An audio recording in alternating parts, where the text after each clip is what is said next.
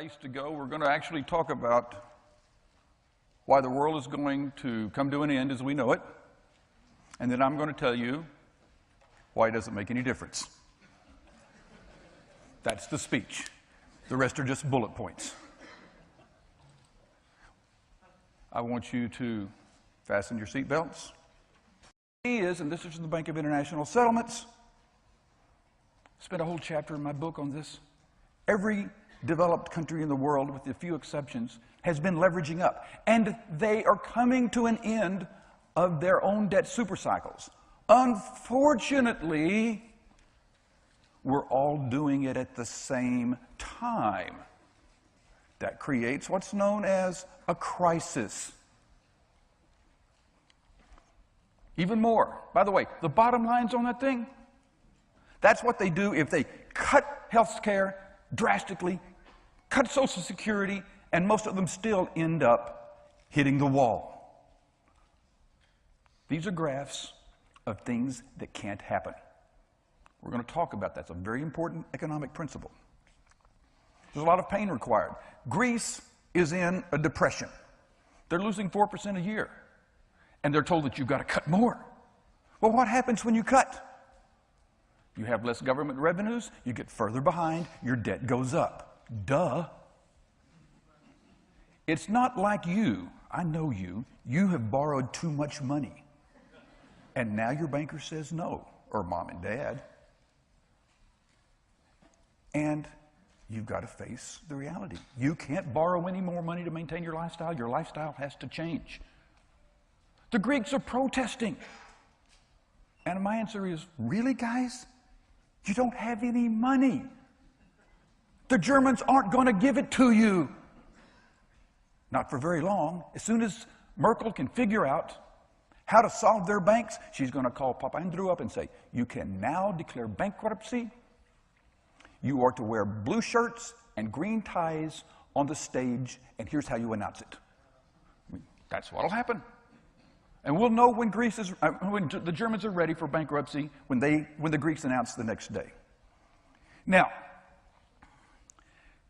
in addition to my book, the most important book of the last decade,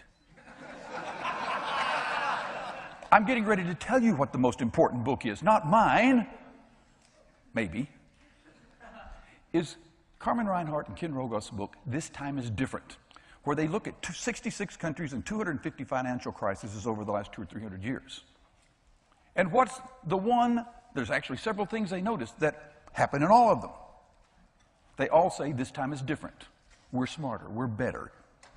It doesn't matter that we're building 300,000 too many homes in Ireland, a country of 4 million people. Oops. Or the US or wherever. Everybody says it's different, and it never is. The key is whether debt is excessive to relative to income. If you get too much debt relative to your income, you got to cut back. That's just the way it is.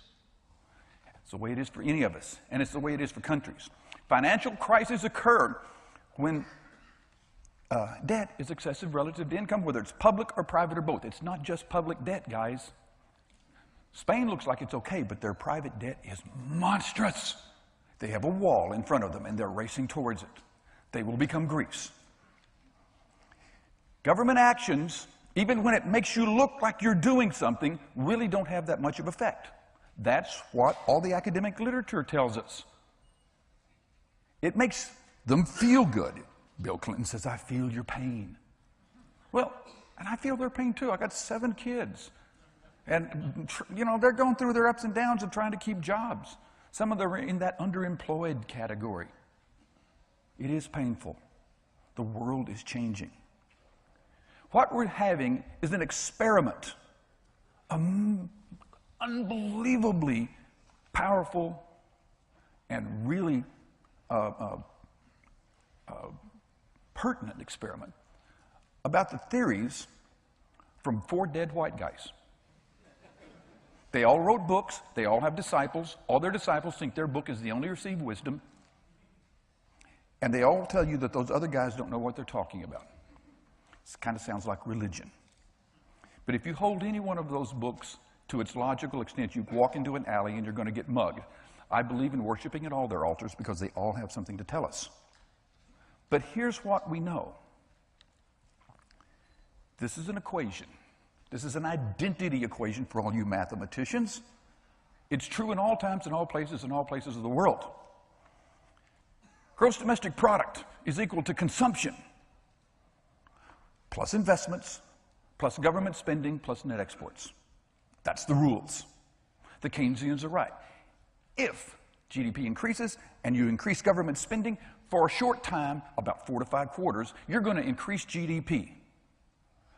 Conversely, if you reduce G, you're going to reduce GDP. That's what the Austrians are finding out. They're being told, you've got to reduce government spending or increase taxes. Well, you're going to reduce GDP. That's the rules. Now, this is the next rule. By the way, we're still flying. I hope you're strapped in here. If you want to increase GDP, there's only 2 ways to do it. You can increase population. That's one way. By the way, we're going to find out that the most important thing in the world is immigrants. Our anti-immigration mindset in the U.S. is about the stupidest thing that we could possibly do. We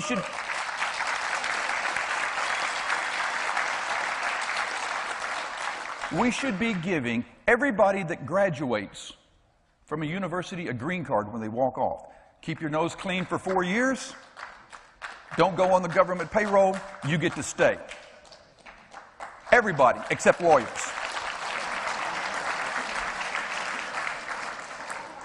The other thing that you do is you can increase productivity. Now, I got a problem for you. With few exceptions, and David's right, internet, some things, but with few exceptions, government spending doesn't increase productivity. We have to have government spending. We need police and fire. We may not be able to pay them what we've promised to pay them because politicians, to buy their vote, gave them more money than we can actually afford, and we're finding that happen now. State and local governments have cut 1% of GDP, $200 billion in the last year, and they're going to do it again. That's a headwind. You want to know why we're not growing? That's one reason. There's a lot of reasons, but that's one. You've got to increase productivity, but if you take money from Paul, who's an entrepreneur who wants to invest it, and you give it to Peter, who's going to spend it, well, yeah, Peter's going to spend it and consume stuff. And if you're Keynesian and you believe that the way to make the economy grow is to increase consumption, okay. But you really didn't increase consumption. You reduced his consumption to give it to him. And his consumption would have created jobs, because when you take money from the guys that are creating jobs, and net new jobs for the last 20 years have come from new businesses. Not small businesses, not big businesses, new businesses. Guys like you going out and starting something. By the way, when you start a business, you should know that 80% of you will fail within 5 years. And 80% of the remainder will fail within the next 5 years. That's the rules. But we're going to do it anyway because it's part of our genetic discipline. We twitch. We've got to start something. And God bless you, some of you will become Google and Yahoo, and some of you will become the local dry cleaners. But we're servicing a need, and we're growing together. We've got to have savings, and we've got to have productivity. And until we make it easier for entrepreneurs to make money, and we have stacked the deck against them, talk about government policies that need to be changed, there are some changes. Rogoff and Reinhardt showed, not in their book but in subsequent research, that when debt gets to about government debt gets to about 90% of GDP, that it reduces potential GDP by 1%. That's what their database says. They're not sure why. I think it's because we're taking money from the government, from private savings and put it into public savings, so we can't increase productivity. But that's where we're headed, and we're headed in the U.S. very soon. Much of Europe is already there. We need that growth to be able to increase income.